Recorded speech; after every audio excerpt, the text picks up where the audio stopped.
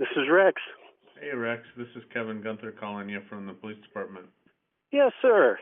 Yeah, I just stepped out and had to go on a call, and I just came back and got your message. That's all right. Um, Uh, I, so, how did you get my name and number? it's in our records from. Oh, that's not a good thing for a policeman to say to a guy. Oh no, it's no. you called in a medical not too long ago in June. Oh, yeah, that's right. And Okay, no, and don't take that wrong. I mean, I just found it weird that all of a sudden. Okay, wait a minute. Yeah. Yeah. I mean, do you want to take a statement now, or do you want me to just call Tony on Monday? I'll just do it because I was working on that whole call that day. Oh, okay. I was part of one of the officers on that whole call, and Tony wasn't, so I don't need to make him do any extra work. I'll just put it all together here. Okay. But yeah, no, I talked to Judd this morning. He had called. Okay. Told me that Judd is he the guy with the flag? Judd is the guy with the flag. Okay, he's the guy who came by my house today.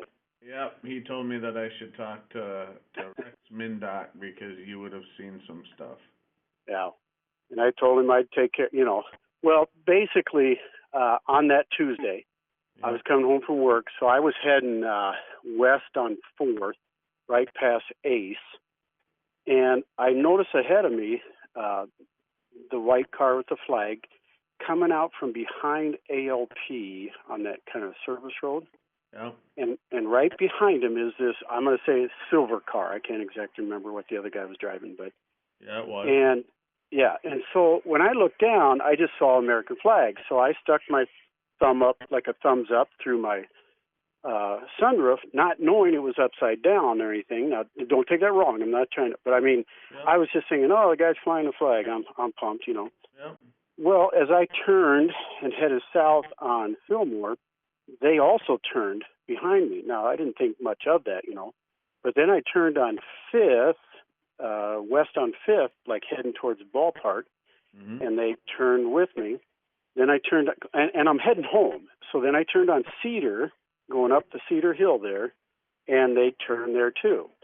And then when I turned on 6th to the west, I thought, that's weird. They're still following me because there's only one way to go. It's a dead end. And so I turned down my alley like I usually do, and they're still following me. And so I pulled into front of my garage, and as I'm getting out, the guy in the white car with the flag pulled in behind me, and the other guy was still behind him, and then drove off.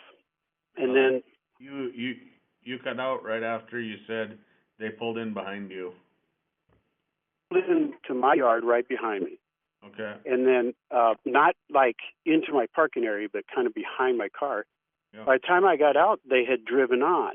And so they came out onto 7th and were heading east right by the Marion building. And I heard some yelling, so I thought, this can't be good. So I ran through my yard, because there's bushes there, so I can't see anything. So I ran through my yard to the corner of 7th and Cedar, and they were gone. A buddy of mine happened to be driving by. He saw all this going down. He said, what's going on? And as I'm talking to him, then I see the two cars come down, I think it would be Elm, and coming north on Elm, turning east on 7th. And then I saw them turn south onto Fillmore. So I think ending up at the location place. Okay, yep. Yeah. So that's what I know. And so this morning I'm out doing yard work, and the Judd, I guess his name is, he came pulling in and wanted me to say something. I said, well, I'm willing to say something, but I don't know any other than what, it's not like, he said, well, didn't you hear the guy yelling at me? I said, no, I didn't hear any yelling. He thought I could hear him yelling apparently when they were driving. Oh. I said, no, I didn't hear anything except some yelling on the other side of the bushes, but I don't know who yelled. You know what I mean? I don't know your voices. Yeah. And so, and I'm willing to say that because, I mean, I did find it strange that the guy was following him like that. And, and the guy, don't take this wrong, but I mean, the guy in the silver car, had to have not stopped completely at a couple places.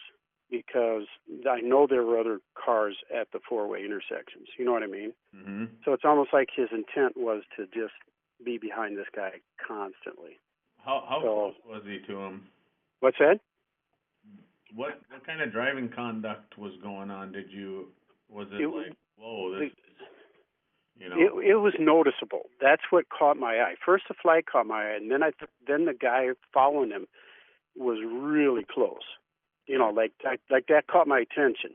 Still didn't think anything of it until they turned behind me onto heading west on Fifth, because then I noticed all of a sudden, I mean, that's a four-way stop there, and there were other cars, but all of a sudden those two cars are still right behind me, you know. Mm-hmm. And so I could tell that other car was right behind the white one, because the white one was right behind me, you know. Then I started getting a little, you know, and then turning on Cedar, same thing, turning on to 6, same thing, going down my alley. I kind of quit looking back because I was at that point thinking, okay, what am I getting myself into here, you know. Right. So but when you came down 4th and they were coming off that little drive by ALP, yep. Were you in front of them the whole time or behind them? No, I was coming from so we kind of met face to face there at Fillmore. Yeah. That makes sense? So then when I turned south on Fillmore, they also turned south and came in behind me. Okay, so all the way to your house and then down your alley there, right behind you. Yep. And then, like I said, I could see them doing the same thing coming off at Elm and 7th, turn onto Fillmore off of 7th. I mean, it was still, the car behind him was still right behind him, you know. Okay, so was there any, so the silver car's following the white car real close. Yeah. When you got out of your car and then you could see them, like from your house, they must have went past the sheriff's office there. Right. Right. When they left my alley, I lost contact of them, like I said, because there's bushes here. Yep. Then when I got to the corner of 7th and Cedar, I didn't know where they went either. I assumed they turned right on or south on Cedar. Okay. You know, that's the only thing I could assume, because I looked to my left, I would have seen them, and I looked straight down 7th, I didn't see them. And then I was talking to my buddy, all of a sudden I looked down, and there they are down, 2 blocks coming off of Elm, turning on the 7th, going east, and then turning south on Fillmore. Okay. So, on Elm. I'm sorry, I hope you're... No, I'm trying to follow. Okay. So, on Elm, they would have come which way on Elm? When I saw them again, they were going north on Elm, turning east on 7th. Okay. And then they turned south on Fillmore. Okay. And like I said, and then I read in the paper, well, that's where the altercation took place. Right. You know. So they kind of went by the DMV area. Yeah. That's what I would have seen them coming down Elm, turning on 7th, and then turning on Fillmore in front of the sheriff's garage part there. Okay, and then what other than being close to him, was the silver car doing anything else? Nope. You saw? No, and the Judd claims that he was yelling, but I didn't hear anything. You know, nothing like that. The guy in the silver car, when I got on my red car, he was sitting in his car and he was just glaring at me. That's it. He didn't say anything to me either. Okay. And then as the white car took off, he took off behind him again. Okay.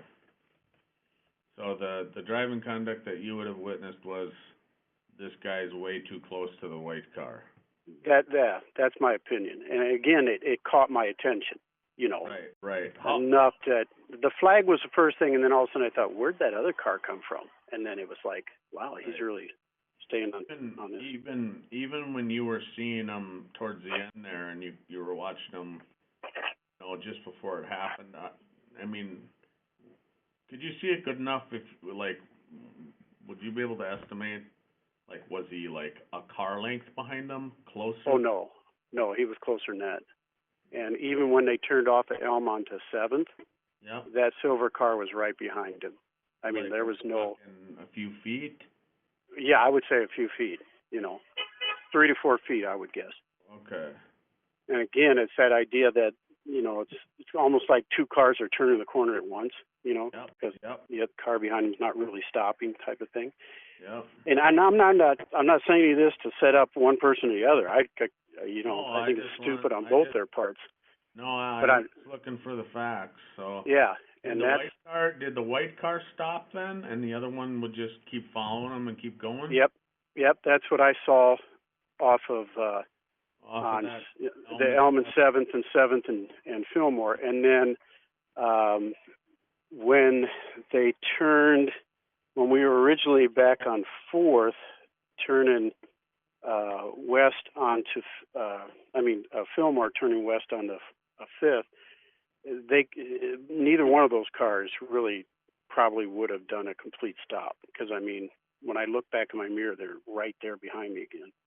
And which intersection was that?